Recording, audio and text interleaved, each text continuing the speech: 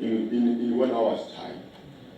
In other words, in some of these countries in America, you can stay here in Kisii and work in Nairobi comfortably every just you go live here, work and then come back. This is because of these very innovative people who had bigger dreams which were bigger than even themselves. He talks of John Rockefeller.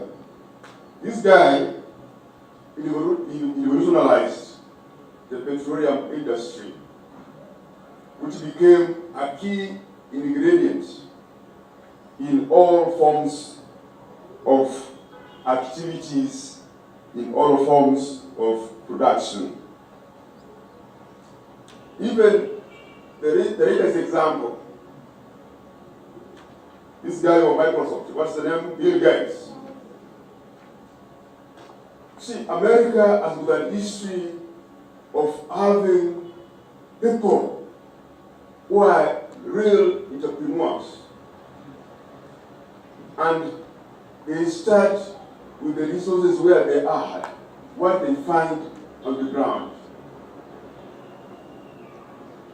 There are people who are risk takers.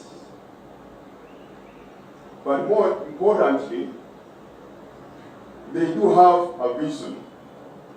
And obviously, this one has been said over and over again here. All of us, whether you are a student, whether you are a professor, whether you are an entrepreneur, if you don't have a vision, you don't have a roadmap on where you want to go, and you come up with a way on how to reach there, you will not be able to reach where your potentials are supposed to lead you to. So, let us ask ourselves, as Antony said in his book, Thriving Entrepreneurs, as a person, you have a vision. What is your life vision as a student? The institution where you work, does it have a vision? What is the vision of, say, Kisii University? Do you know it? What is the purpose of that vision? There is this space technology, NASA in America, which was the first astronauts to go to the moon were Americans. And one of the reasons why they managed to go to the moon was they had a vision which everybody, from the cleaner, you come into that place, NASA, you ask a cleaner, he will tell you that the vision at that time was taking a man to the moon. And eventually they did it. So, we have in our lives, we have visions. Through a vision, you have a sense of purpose. So, whatever you are dealing with, you have a sense of purpose.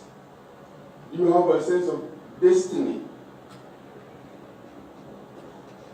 Are you a person of destiny? Do you want to be a better person than you are today? Then, what are the ingredients of achieving that person, that vision? Those ingredients, you can get them from the books of Antony. So, without a vision, we are like a rudderless kind of person. Una nyuma, una mbele. We end up moving in cycles. And when we move up in cycles, we are not moving forward. One time, some anthropologists came to do a participatory anthropology study in an African village. You say that we don't talk about poverty in Africa, but we do have poverty. These people are wondering that Africans in their villages, they appear to be very busy. From very early in the morning, people wake up, they work hard. Women wake up very early in the morning, go to the river, to go and look for firewood. So they joined them in that routine life. They were with them for the whole day, appearing very busy. But you know what they found? They found that these people, they don't have a vision. They're just walking in what? They're walking in cycles. In cycles. In cycles, at the end of it, there is no output. There is no positive outcome. Much energy is used, but there are no results. So, we can say that as much as we are talking about vision, most of us, whether entrepreneurs, whether leaders, we lack a clear understanding of what our vision is and how to pursue that vision. And by the way, when we talk about creating wealth, that is the work of people who are doing business, entrepreneurs. And I agree 100% that the people who can create wealth in any society are genuine entrepreneurs. But now, Njagi'S, somebody may ask, we have genuine entrepreneurs in Africa. We have genuine entrepreneurs in Africa. Because one of the requirements for a genuine entrepreneur is that the playing ground has not been what? The playing ground, the rules of the game are not given.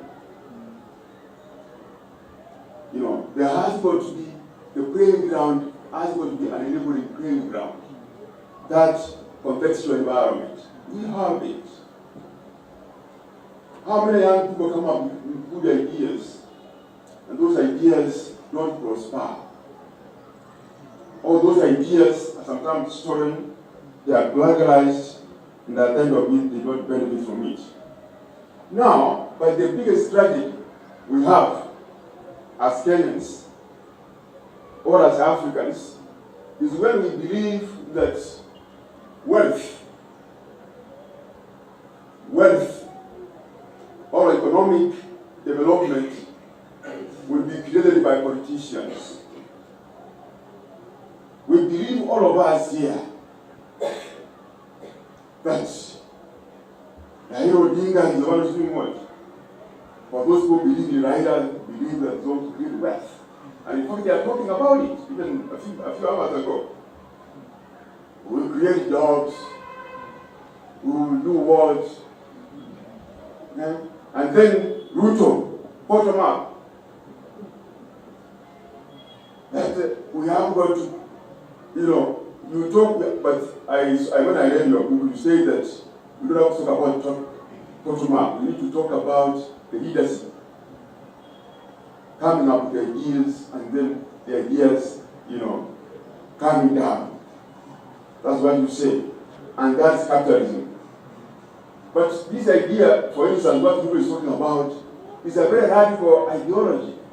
It's basically talking about socialism or communism. Bottom up, you have got to kill the rich people, literally. Take them to jail and take all the wealth and give it to what? Give it to the people here. You think he's going to do that? But he's telling us, we are believing that this guy is bottom up.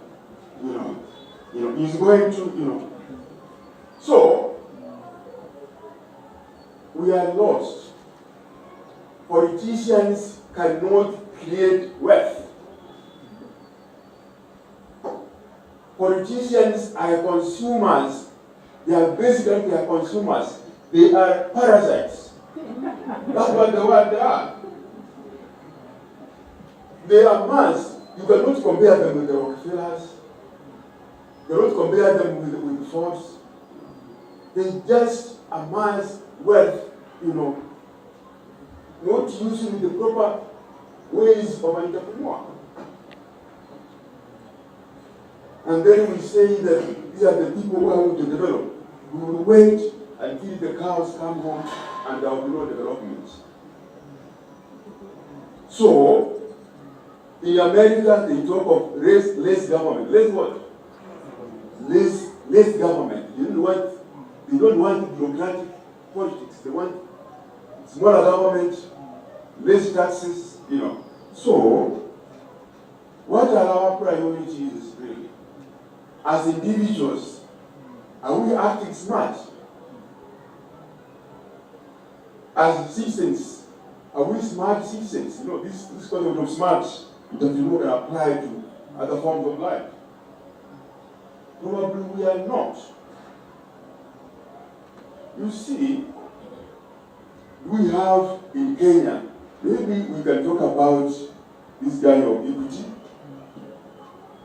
James Mwangi.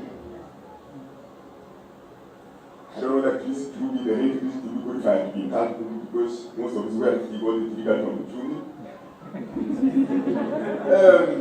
You will find that when we talk about those higher level entrepreneurs, those taxes we are talking about, those big ones, we don't have genuine entrepreneurs. In fact, we have not developed a clear capitalistic system.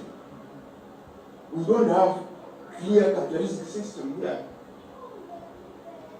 When we talk about corruption, when we talk about nepotism, there is no capitalism. What we have here is what I call primitive capitalism. Primitive accumulation. When you use your political power to amass so much wealth at the expense of everybody else, is that entrepreneurship? Is that capitalism?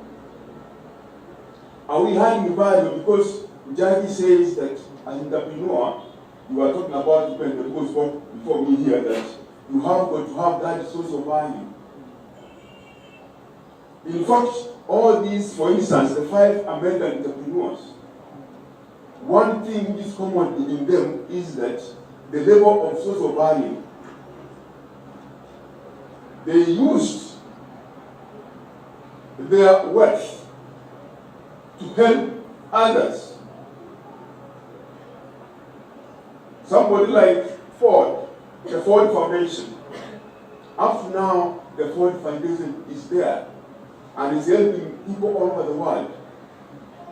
The Rockefeller Foundation is there. The Bill Gates and the Melinda Gates Foundation. How many of our so-called billionaires have produced kind of arrangements? So, those are food for thought as we think about these things. And when you read Njagi'S book, the challenge here is that you must look outside the box. Think about it that the principles he has here, they apply even in the broader sense of life. In business, when you say that business, it has been spoken. Even in life, do you know who are your clients? Do you know who are your customers? Do you know their needs? As a student, when you are pursuing your studies, you get to understand probably who are your co-workers.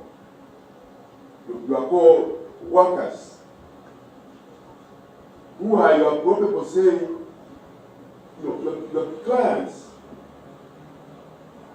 in many instances, those are really, talking about the issue of customers. Books have been written.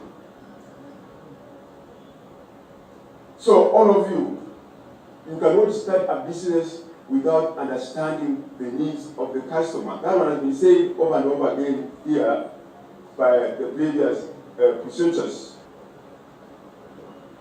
And that is very, very, very critical.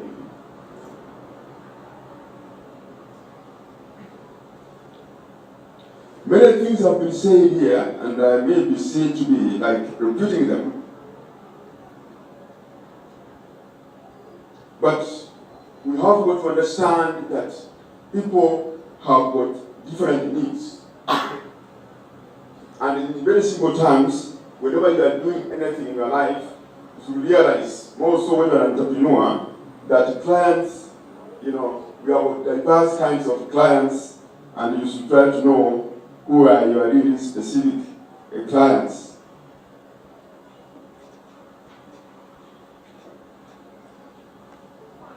Have you ever thought about the issue of your brand image, your brand name?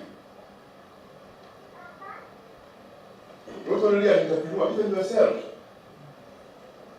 as a person. When somebody looks, when you look at Njagi, you have seen him as an accomplished, entrepreneur, an accomplished writer. What about yourself when somebody looks at you? What's your brand? What's your brand? When somebody looks at you, what does he gets? What kind of person are you? And in business, brand is everything. And most of these brands are created through what we are talking about, advertisement. There is this product, which is the most purchased product in the world. The soft drink known as Coca-Cola. Coca-Cola is basically water and what?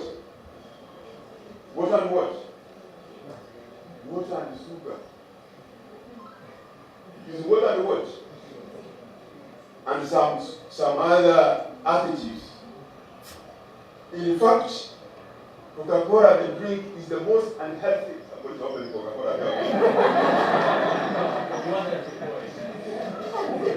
This drink here is the most unhealthy drink. Do you know that? In fact, you can use this chemical here to even clean the engine of your car. And it will clean all the oil in the grease there very well. This chemical here. But the Coca-Cola company in Atlanta, Georgia, over the years, they have been the best ones, the best marketers. There is no product which has been marketed in the world as this Coca-Cola. So, in this world, you can create a brand through, as you were saying, I think you said it quite well, this guy is talking about juicy, You can create a brand through messaging. People who do advertisements, they are basically playing on people's psychology. They know exactly what they want to achieve. So, as Njagi'S says, is you cannot start a business and you don't talk about it. You have what to be on top of the roof, talking about your product. And I think most of us fail in our business because we don't do advertisement, which is a form of marketing. And I really want to say, by the way, that now we do have a challenge of jobs. With young people, we don't have jobs. And these politicians, a few hours ago, somebody was saying that it's going to create, 3 million jobs in a year. $2 million in a year, and we believe in that. Isn't it? Fourth, our economy, the way it is not creating those jobs. Why? It's because we are not creating more wealth. So, where is our future? Our future probably is what has been said by the previous speakers, is trying to see whether we can become smart entrepreneurs. And one thing we have heard is that being a smart entrepreneur is not really money.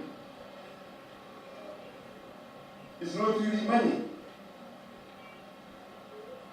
The gentleman there, Elijah over there, who is the proprietor of Square Media, isn't it? Elijah, can you see? Yeah. When you started Square Media, how much money were you having? 40,000. Njagi'S. When you started your business, how much money were you having? Instead of somebody's money. The gentleman from America, he chased the American dream and just came back to chase the American dream. How much money was he having? So, let us not put excess of money.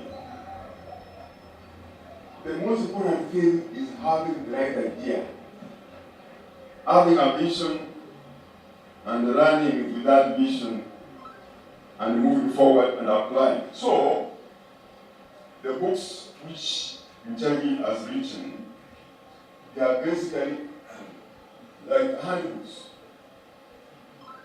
As you have heard, these are the books they are very readable. Take a few hours to go through with them. And I can tell you that the principles which are in these books, you apply them. And I will tell most of you that, please, when you finish university, you see the proprietor of our schools here, you say that you studied business when you were students, isn't it? Yeah. There is a time when we had an alumni meeting in Nairobi, Njagi'S, about 3 years ago. And many of our students, alumni came. And I found about 10 of them who told me they are entrepreneurs. In fact, they were telling me that they are top creators. Funnily enough, most of them come from Central. I don't know what they were.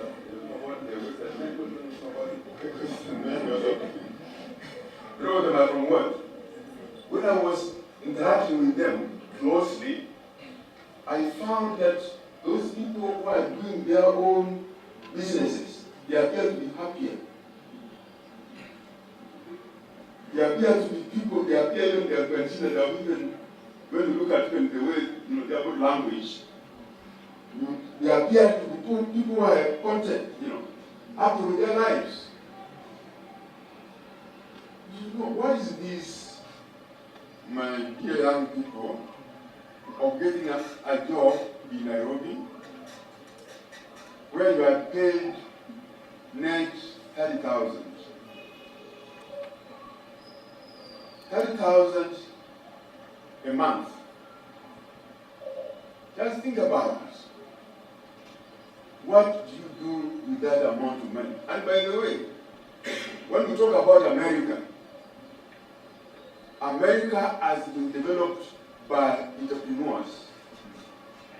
In America, we have got micro-scale entrepreneurs, and there are many. And by the way, Americans love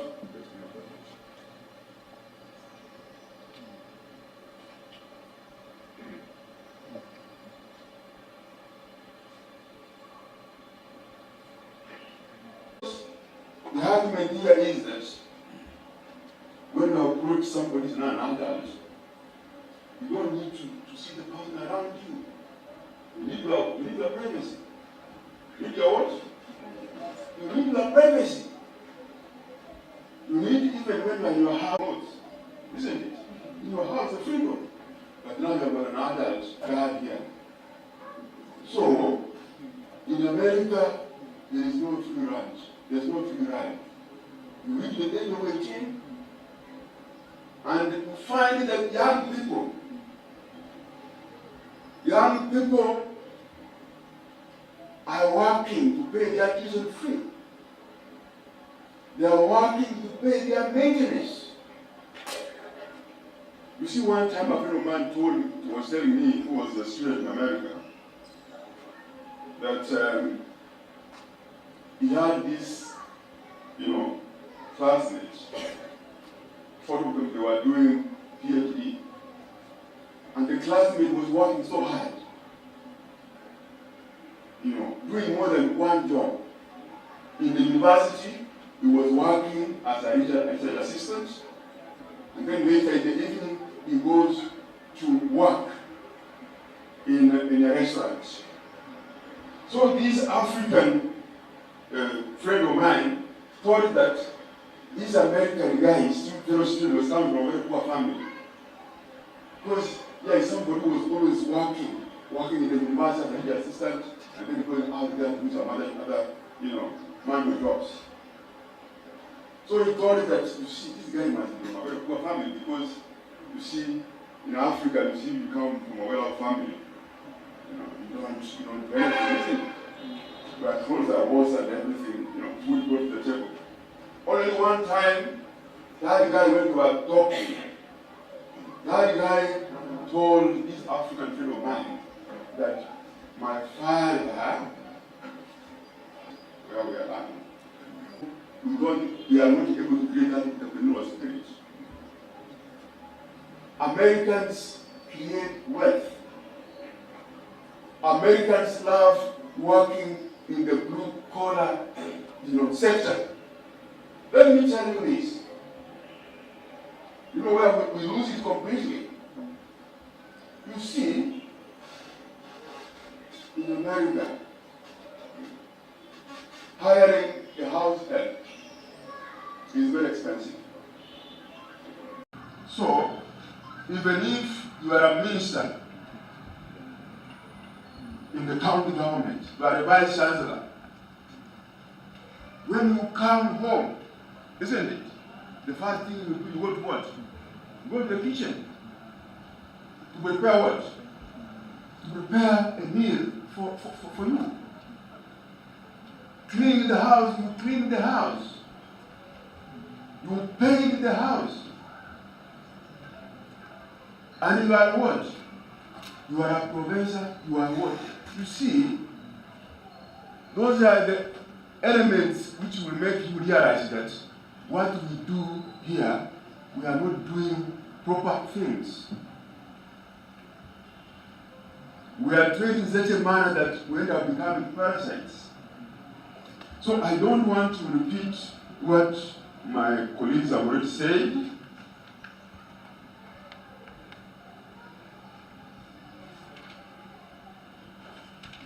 But more importantly, each one of us, we must take full charge of our lives. And one way of doing it is being an entrepreneur. You can create your own wealth. And in fact, the world has become a global village. You can start a small business here, and through networking, it can mushroom into a very big, international kind of, enterprise.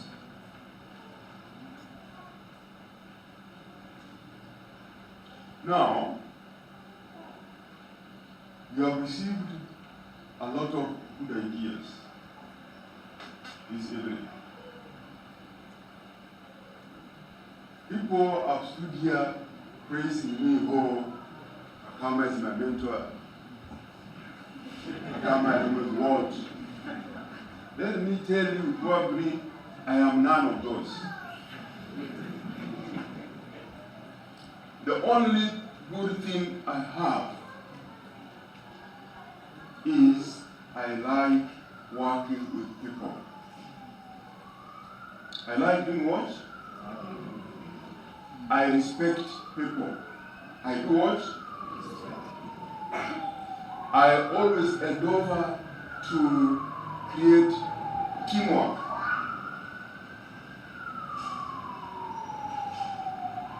In life, when you are dealing with your colleagues and your people rightly,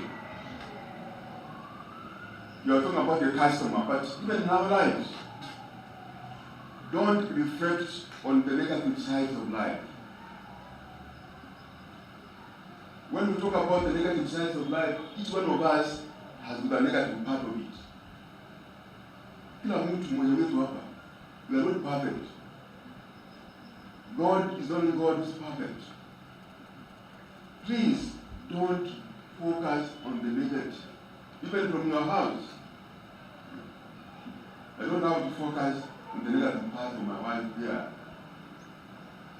Oh, you are this, oh, you are this. No. Focus on the positive parts of life. Kila mtu has got a positive aspect to contribute. The weaknesses can be gradually sorted out in a positive way. So, to be a positive, transformative entrepreneur, you must have what has been said, I think, in one way or another, in various languages, in various statements, what I can call, you must have a positive mindset. Always think positively about yourself. You know, I was talking about that when you start a business, have the freedom of your heart. You know what you were saying? When you talk about your heart, you are talking about your positive what? Positive attributes. Now, is